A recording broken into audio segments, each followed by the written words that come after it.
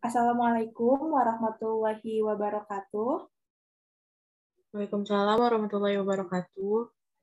Kami dari kelompok 3, kelas 4 manajemen akan mempresentasikan materi dengan judul pengeluaran konsumsi masyarakat dan pengeluaran pemerintah dari mata kuliah perekonomian Indonesia. Sebelumnya, perkenalkan saya Nabila Pratiwi dengan anggota Azah Humaidah, Andika Eka Cahyadi, Kansa Hairunisa, Fatima Azahra, dan Apani Salsarosdila. Selanjutnya, saya persilahkan untuk slide pertama yang akan dijelaskan oleh Azza Humaidah. Yang pertama, pengertian konsumsi. Konsumsi adalah pembelanjaan atas barang-barang dan jasa-jasa yang dilakukan oleh rumah tangga dengan tujuan untuk memenuhi kebutuhan dari orang yang melakukan pembelanjaan tersebut. Fungsi konsumsi adalah suatu kurva yang menggambarkan sifat hubungan di antara tingkat konsumsi rumah tangga dalam perekonomian dengan pendapatan nasional atau pendapatan disposable perekonomian tersebut. Di sini ada beberapa pandangan menurut para ahli mengenai perilaku konsumen, antara lain yang pertama, menurut Loudon dan Della Bita tahun 1984, perilaku konsumen merupakan proses pengembalian keputusan dan aktivitas fisik dalam mengevaluasi, memperoleh, menggunakan, dan menghabiskan barang atau jasa. Yang kedua, menurut Winardi tahun 1991, perilaku yang ditunjukkan oleh orang-orang dalam merancang dan membeli dan menggunakan barang-barang ekonomi dan jasa disebut perilaku konsumen. Yang ketiga, menurut Dayton dan Muelbauer tahun 1986, perilaku yang dikaitkan dengan preferences dan possibilities adalah perilaku konsumen. Dan yang terakhir, menurut Mullen dan Johnson tahun 1990, perilaku konsumen merupakan pengkajian dari perilaku manusia sehari-hari. Materi selanjutnya akan dibacakan oleh Avani.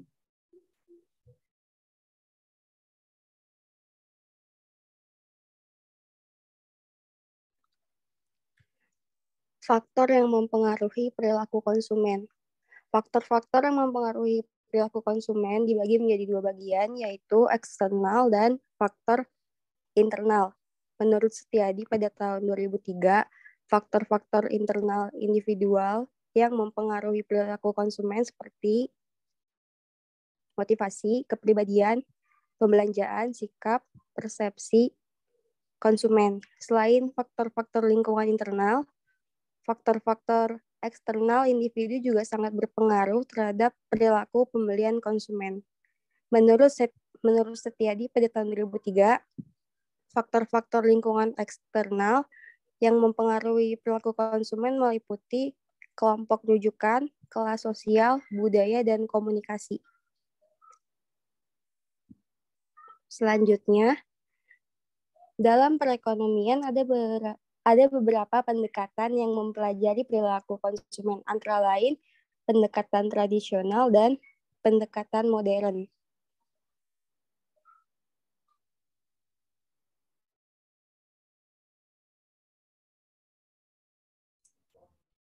Pola konsumsi masyarakat. Menurut Handayani, tahun 1994, pola konsumsi merupakan susunan jenis dan jumlah makanan yang dikonsumsi oleh seseorang atau kelompok orang pada waktu tertentu. Pendapat lain menyatakan pola konsumsi adalah berbagai informasi yang memberikan gambaran mengenai macam dan jumlah bahan yang dimakan tiap hari oleh satu orang dan merupakan ciri khas untuk suatu kelompok. Pola konsumsi dapat dikenali berdasarkan alokasi penggunaannya. Daftar alokasi pengeluaran konsumsi masyarakat, yang pertama ada makanan dan non-makanan. Selanjutnya ada faktor yang mempengaruhi pola konsumsi. Yang pertama, faktor tingkat pengetahuan. Faktor tingkat pengetahuan memegang peranan penting dalam pola konsumsi masyarakat. Jika tingkat pengetahuan bagi seseorang tinggi, maka semakin tinggi pula peranan penanganan anak-anak dalam keluarga tentang pemilihan bahan makanan. Yang kedua, ada faktor ketersediaan pangan. Yang dimaksud dengan ketersediaan pangan adalah kondisi tersedianya pangan yang mencakup makanan dan minuman yang berasal dari tumbuh-tumbuhan atau tanaman, ternak, ikan, serta turunannya bagi penduduk di suatu wilayah tertentu. Yang ketiga ada faktor sosial ekonomi. di mana keadaan ekonomi dalam keluarga memegang peranan penting dan sangat mempengaruhi pola konsumsi keluarga. Contohnya, keluarga dari golongan miskin sebagian besar menggunakan pendapatannya untuk memenuhi kebutuhan makanan, sehingga dapat mempengaruhi status gizi dari masyarakat tersebut. Yang terakhir ada faktor sosial budaya, yang berperan sangat kuat terhadap pemilihan bahan makanan yang akan dikonsumsi. Faktor sosial budaya ini berkembang di masyarakat sesuai dengan kondisi lingkungan, agama, adat, dan istiadat.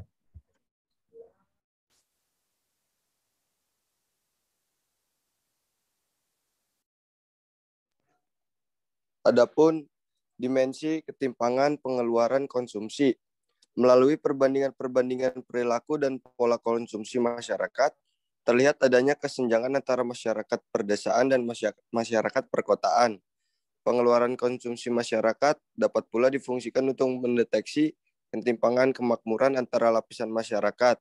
Sebab sebagaimana diketahui, kesenjangan kemakmuran dapat diukur dengan baik pendekatan pendapatan maupun pendekatan pengeluaran. Terus ada tabungan masyarakat. Tabungan masyarakat pada dasarnya adalah bagian dari pendapatan yang diterima masyarakat yang tidak digunakan untuk konsumsi, atau dengan kata lain, tabungan masyarakat merupakan selisih antara pendapatan dan konsumsi masyarakat. Menabung hanya dilakukan ketika konsumsi dan pajak lebih kecil dibandingkan pendapatan. Kendati pada dasarnya semua sisa pendapatan yang tidak dikonsumsi adalah tabungan, namun tidak seluruhnya merupakan tabungan sebagaimana yang dikonsepkan dalam makroekonomi. Hanya bagian yang dititipkan pada lembaga perbankan yang dapat dinyatakan sebagai tabungan, karena secara makro dapat disalurkan sebagai dana investasi. Sisa pendapatan tidak dikonsumsi yang disimpan sendiri tidak tergolong sebagai tabungan.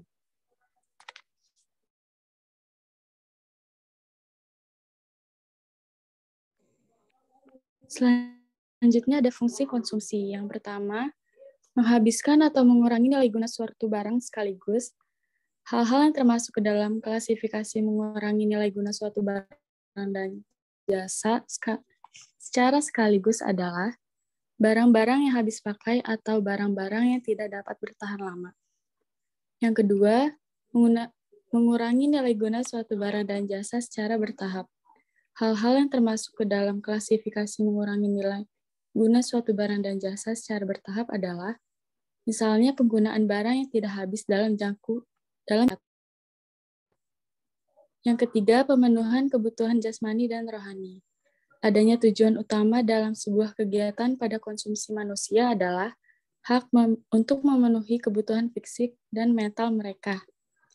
Selanjutnya, memuaskan kebutuhan secara fisik. Tujuannya adalah untuk memenuhi kebutuhan fisik, seperti seseorang yang membeli produk langsing agar tubuh tetap langsing dan ideal.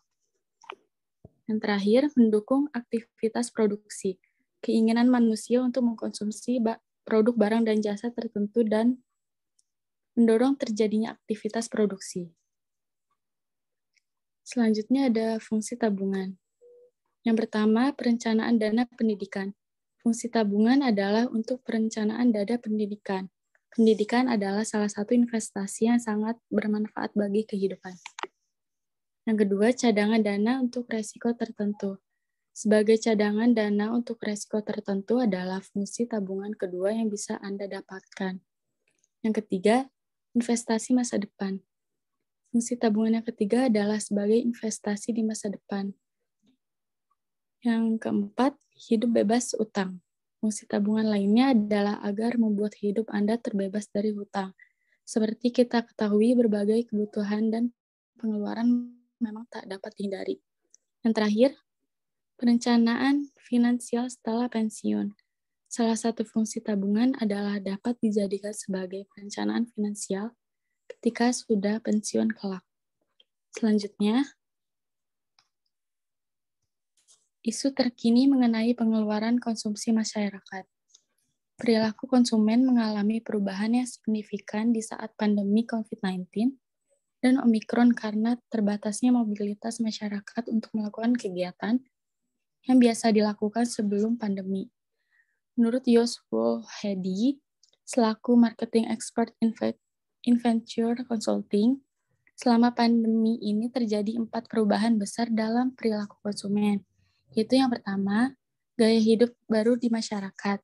Yang kedua, perubahan kebutuhan konsumen bergeser dari puncak piramida, yaitu aktualisasi diri ke dasar piramida, yaitu kebutuhan fisiologis seperti makan, kesehatan, dan internet.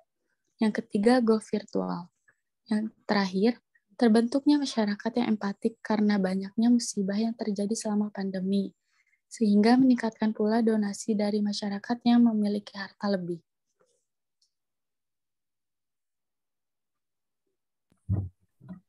Selanjutnya, isu terkini mengenai pengeluaran pemerintah. Pemerintah mematok target defisit anggaran pendapatan dan belanja negara atau APBN 2022 di angka 4,85%.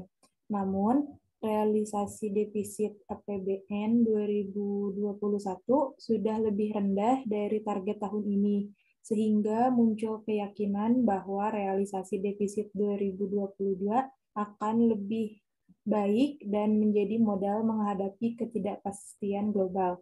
Menteri Keuangan Sri Mulyani Indrawati menegaskan bahwa postur APBN pada tahun 2022 mengedepankan percepatan pemulihan ekonomi dan reformasi struktural. Salah satu mandat utama adalah menekan defisit APBN hingga di bawah 3% pada 2023 nanti, sesuai Undang-Undang Nomor 2 Tahun 2020 tentang Kebijakan Keuangan untuk Penanganan COVID-19. Di tahun 2022, target defisit sebesar 4,85% dari PDB. APBN di bulan Januari 2022 mencatatkan surplus 28,9 triliun atau 0,16% PDB dan silpa terjaga sebesar 25,9 triliun didukung kinerja pendapatan negara yang baik. Sebagian surplus APBN digunakan untuk pelunasan utang pemerintah yang jatuh tempo.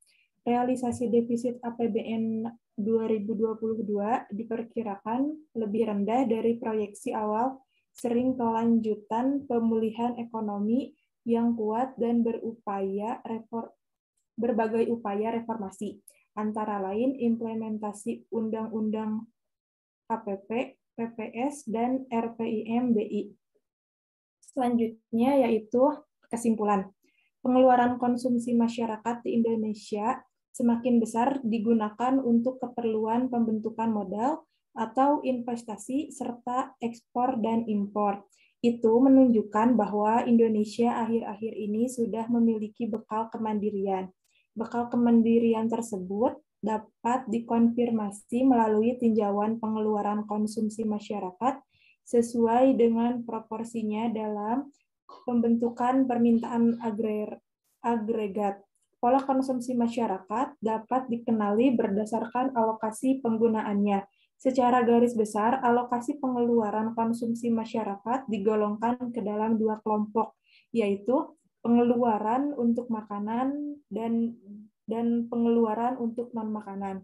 Pengeluaran masyarakat Indonesia banyak pada makanan, akan tetapi terdapat ketimpangan dalam hal pengeluaran konsumsi antara penduduk pedesaan dan penduduk perkotaan. Melalui perbandingan perilaku dan pola konsumsi, terdapat kesenjangan antara masyarakat pedesaan dan masyarakat perkotaan.